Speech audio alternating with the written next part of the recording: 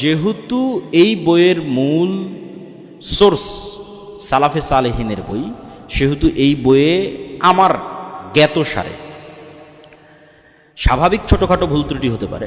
আমার জ্ঞাতসারে বিশেষ করে আকিদাগত কোনো ভুল ত্রুটি তো বহুদূরের কথা, বরং বাংলা ভাষায় আকিদার ওপর যত বই পুস্তক লেখা হয়েছে, এই বইয়ে আল্লাহর নাম, গুণাবলী, তাওহীদ, আকিদা এগুলোর ওপর যত সুন্দর এবং যত চমৎকারভাবে ফেরেশতা, রূহ, নফস, আকিদা রিলেটেড যে বিষয়গুলো, এগুলো যত সুন্দর, যত চমৎকারভাবে, যত সহজবোধ্যভাবে তুলে ধরা আছে, আমার জানা নাই বাংলাদেশের খুব কম বইয়ে তুলে ধরা থাকতে পারে।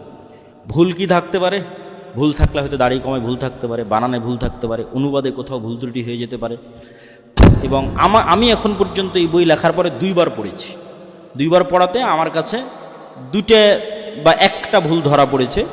ইহয়া উলুমউদ্দিনের একটা হাদিস দরুদ শরীফ সংক্রান্ত, এই দরুদ শরীফ সংক্রান্ত একটা হাদিস, যে হাদিসটা দুর্বল, কিন্তু এটা ভুলক্রমে এখানে থেকে গেছে।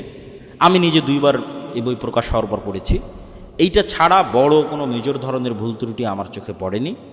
কেউ মনে করে থাকলে এটা বুঝার ভুল, অথবা কেউ জানিয়েছে সে ভালোভাবে জানায়নি, অথবা যে কেউ যদি উত্তর দিয়ে থাকে তাহলে তিনি হয়তো ভালোভাবে পড়ে দেখেননি। কেন আমাদের দেশের যে টেন্ডেন্সি, এখানে এই যে যারা মিডিয়া আছে, মিডিয়ার লোকদের আরও টেন্ডেন্সি হচ্ছে যে মানে প্রশ্ন করে একটা ভুলভাল বুঝিয়ে একটা উত্তর নিয়ে থাম্বনেল দিয়ে ভিউ ব্যবসা। তো যেহেতু আমাদের শায়েখ মাশায়েখরা অনেক সহজ সরল, তারা ওই রকম কূটনীতি, কুটচাল এই জিনিসগুলো তারা আসলে বোঝেন না। তো ফলত যারা এই মিডিয়ার জগতে আছে বা যারা আমাদের দিনী ভাইয়েরা আছে, তাদেরই উচিত যে আমানতদারিতার সাথে প্রশ্ন করা।